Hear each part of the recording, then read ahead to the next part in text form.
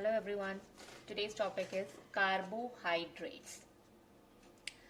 As the name suggests, carbohydrates. It means that it is made up of carbon, hydrogen and oxygen. Hydrates of carbon होते हैं ये. 3 elements are there: carbon, hydrogen, oxygen. They are also called saccharides या फिर sugar. Sugars बोलते हैं इनको या फिर saccharides बोलते हैं. रेशियो है इनका 1:2:1, जो सिर्फ बहुत कम ही उनके लिए है, saccharides के लिए है. फॉर एग्जाम्पल अगर हम लेते हैं कार्बन 6 है तो फॉर्मूला हो जाएगा C6H12O6.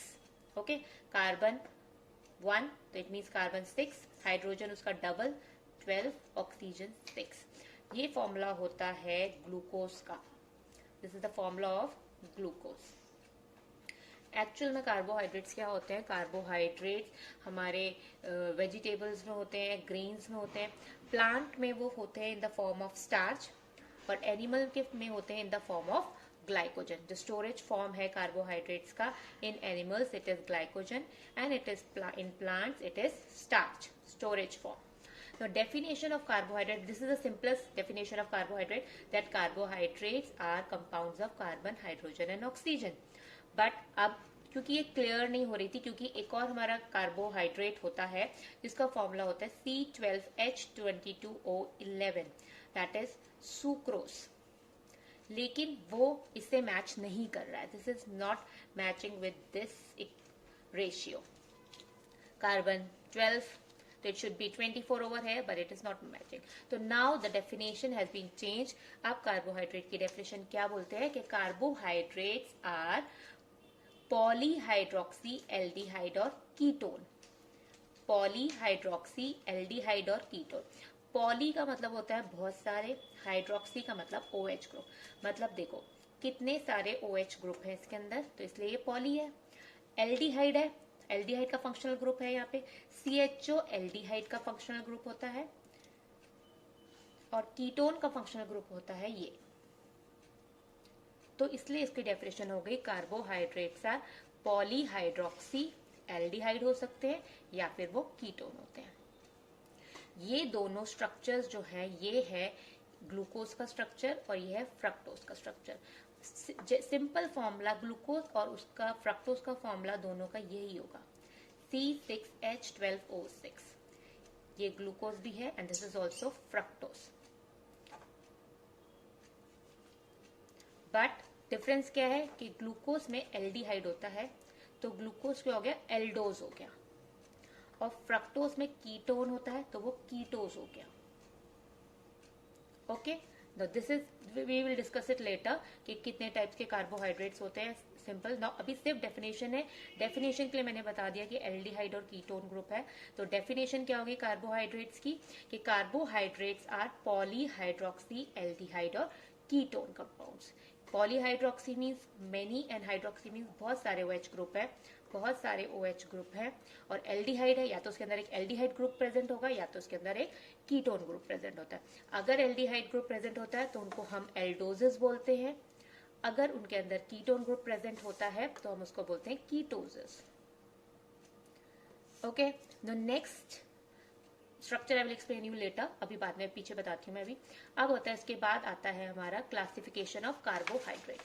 क्लासिफिकेशन ऑफ कार्बोहाइड्रेट्स में होते हैं, कार्बोहाइड्रेट्स हमारे होते हैं मोनोसैकेराइड्स एंड ऑलिगोसैकेराइड्स. मोनोसैकेराइड्स में हो जाएगा कि जिसमें एक ही खाली शुगर है, ओनली 1 शुगर, और इसके अंदर हो जाएगा कि 2 to 9 या फिर में, और उसके बाद आता है एक पॉलीसैकेराइड जिसमें बहुत सारे शुगर्स होंगे. तो classification is that carbohydrates can be divided into monosaccharides, oligosaccharides and polysaccharide. Monosaccharide का मतलब खाली एक शुगर यूनिट, ऑलिगो का मतलब 2 to 9 sugar, and poly means many. वो अभी बाद में भी डिटेल में बताएंगे. पहले मोनोसैकेराइड. मोनोसैकेराइड्स का मतलब, मोनो का मतलब होता है 1 और सैकेराइड्स का मतलब होता है शुगर.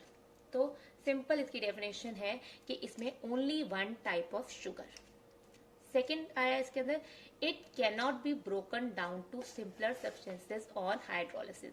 अगर इसका हाइड्रोलिसिस होता है तो ये नहीं टूटेगा, ये टूट के किसी और कंपाउंड को नहीं देगा, तो therefore it is a monosaccharide. Again monosaccharides वो कंपाउंड होते हैं जिसके अंदर एक टाइप का शुगर होता है, mono means one, saccharide means sugar, और दे कैनॉट बी ब्रोकन, ये टूटते नहीं है हाइड्रोलिसिस में किसी और कंपाउंड्स में।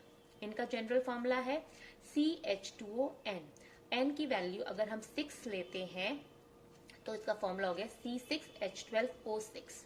तो this is glucose.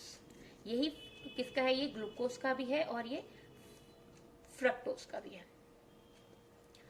Now monosaccharides मैंने बताया अभी पहले कि अगर उनके अंदर एल्डिहाइड ग्रुप होगा, they are further divided into aldoses. अगर उनके अंदर कीटोन ग्रुप होगा तो वो हो जाएंगे हमारे कीटोजेस। अगर कार्बन है हमारा 3, it depends on the number of the carbon atom. अगर उनके अंदर है 2 कार्बन एटम है तो उनको हम बोलेंगे dioses. If 3 carbon atom, trioses, 4 carbon atom, tetroses, 5 carbon atom, pentoses, 6 carbon atom, hexoses. तो ग्लूकोज जो हो गया ये हमारा है, क्या है, ये हेक्सोसिस है। अगर वो उसमें एल्डिहाइड है तो वो एल्डोट्रायोस, एल्डोटेट्रोस, एल्डोपेंटोस। अगर कीटोन का फंक्शनल ग्रुप प्रेजेंट है तो ketotriose, ketotetrose, ketopentose. This is clear.